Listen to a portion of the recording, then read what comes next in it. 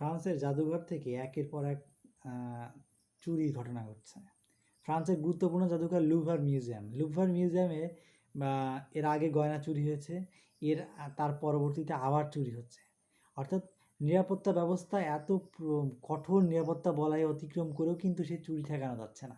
তার মানে হচ্ছে গুরুত্বপূর্ণ যেসব জাদুঘরের স্থাপত্য শৈলী বা গুরুত্বপূর্ণ যেসব বিষয়, এই জিনিসগুলো কিন্তু এখন আর কি হচ্ছে না, নিরাপত্তা দেওয়ার মতো সক্ষমতা রাখছে না।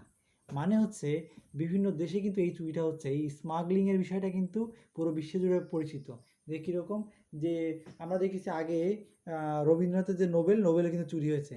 আর প্রত্যেকটা দেশের এই গুরুত্বপূর্ণ যে স্থাপত্য শৈলী, তারপরে যেসব ব্যবহার্য জিনিসপত্র যারা পূর্বে রাজা বাদশাহ সহ তারা ব্যবহার করেছে, দীর্ঘকালের সংস্কৃতি, তারা এই জাদুঘর বাঁচিয়ে রাখে, যেই বিষয়গুলোকে জীবন বা বাস্তবতাকে, কয়েকশো বছরের বাস্তবতাকে ধারণ করে রাখে, সেসব জাদুঘরের গুরুত্বপূর্ণ জিনিসপত্র কিন্তু চুরি হচ্ছে।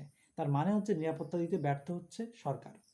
ধন্যবাদ, ভালো থাকবেন। ভিডিও ভালো লাগলে অবশ্যই সাবস্ক্রাইব করুন।